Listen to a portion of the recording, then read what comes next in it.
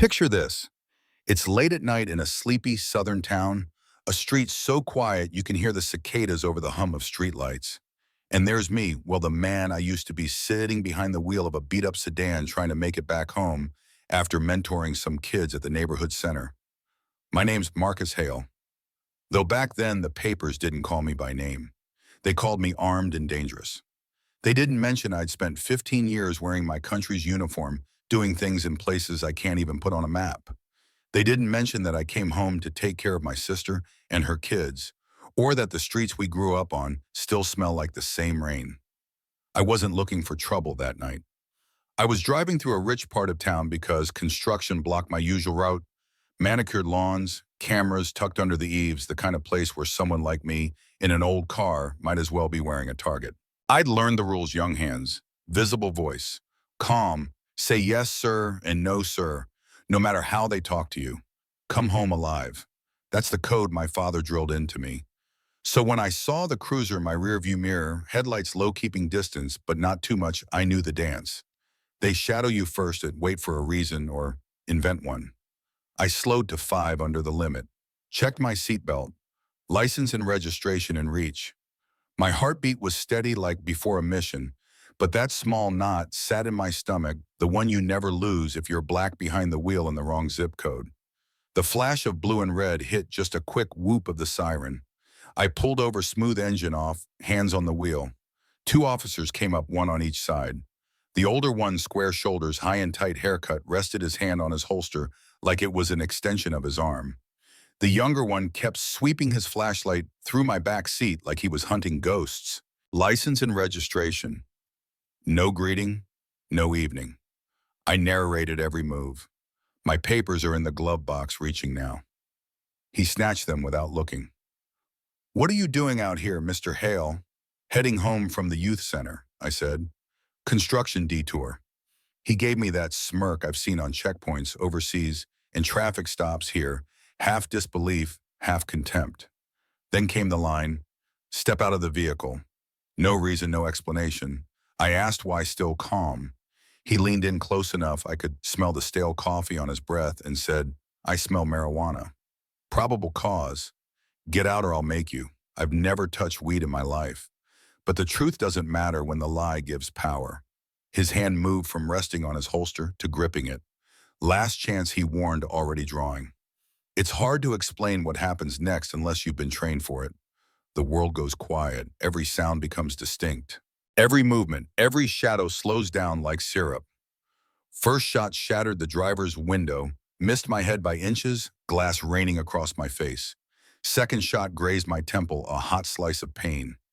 I rolled low, instinct, taking over grab wrist, strike elbow, weapon clatters. I moved not to kill, but to survive. Disarm, disable, neutralize. 16 seconds. That's all it took. By the end, both officers were down, but breathing, their guns kicked away, and blood was sliding down my face like a curtain. I stood there, heart pounding, thinking about every story of men who followed the rules and ended up hashtags. "They shot first," I said out loud. My dash cam had caught it all and already uploaded it to a secure server, a little trick from my SEAL days. But sirens were coming. Staying meant betting my life on a system that had already decided who I was. So I melted into the night. Tactical retreat, not surrender. Next morning, the headlines called me a trained killer on the run. They showed my mugshot from a security badge, not my Navy photo with medals. They said routine traffic stop, unprovoked attack. Not a word about the shots fired into my car. What they didn't expect was Detective Sophia Washington. She'd grown up like me, wore the badge for different reasons. When she walked that crime scene, she found shell casings that didn't match the official story. She knocked on doors. An old woman told her those officers shot first. And for the first time in a long time, someone wrote it down. I holed up with my friend, Julian, an ex-Marine turned investigative reporter. We pulled the dash cam footage, laid it alongside other cases, same officers, same neighborhoods, same bogus probable cause. Julian whispered, "They call themselves the Cleaners, a secret club inside the department paid off by wealthy residents to keep black folks out of their part of town. Every file we opened led to another name, another family torn apart.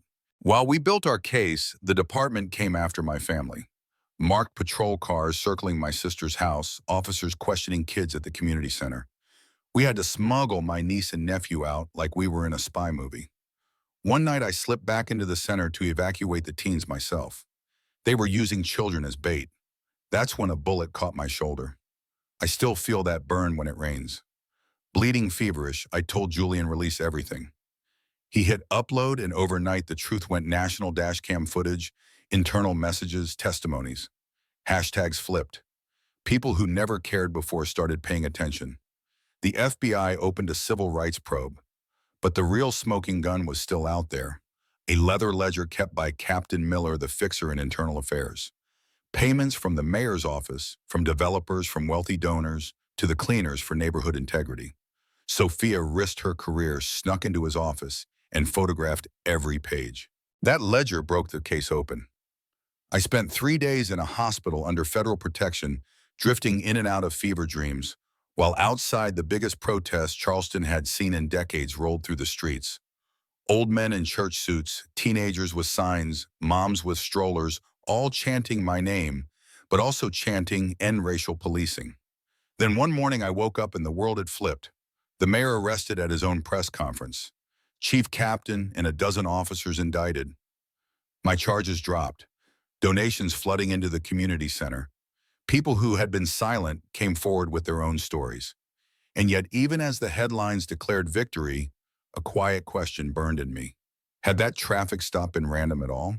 Or had they been trying to shut me up because I was asking about a missing kid, one of my mentees? The FBI reopened that case too. Turns out the boy had called 911 the night he vanished. That call was never logged. Months passed. The department got a new chief from out of state. Sophia now heads an integrity division. Julian's articles became a book. The center doubled its programs with donations from a group of honest cops calling themselves Conscience of the Badge. Change is slow, messy, but real. I still carry scars, one visible on my shoulder, others under the skin. Some mornings I wake up hearing glass shatter. But when I walk into the community center and see kids laughing, drawing up college applications instead of court dates, I remember why I stayed alive that night. Last week I stood before a new group of teens, some angry, some scared, all of them watching me like I had answers. I told them, the system isn't perfect. Sometimes it's deeply broken, but that doesn't mean you stop fighting to make it better. Change doesn't come from comfort. It comes from standing up even when it's dangerous. In the back of the room stood a young officer in uniform from the Reform Department. We caught each other's eyes for a second. Not friendship yet, but maybe a start. I'm telling you this because what happened to me could happen to anyone, and because the ending isn't neatly tied with a bow. Some people still believe the first headlines. Some still whisper, I'm a thug who got lucky. Others call me a hero. The truth is, I'm just a man who wanted to drive home after helping some kids, and I refused to die quietly on the side of the road. So here's my question for you. If you were in that car, would you have stayed hands on the wheel, hoping the system would spare you? Or would you have fought back when you saw the gun come out? And do you think policing in America can truly change? Or is it built to stay the same, no matter who wears the badge? Drop your thoughts in the comments. Share your own stories if you've got them. Hit like if you believe evidence and community can topple corruption. Subscribe if you want more real stories of ordinary people standing up to power. Because in a world where truth is often the first casualty, sometimes just telling it out loud, that's the bravest act of all.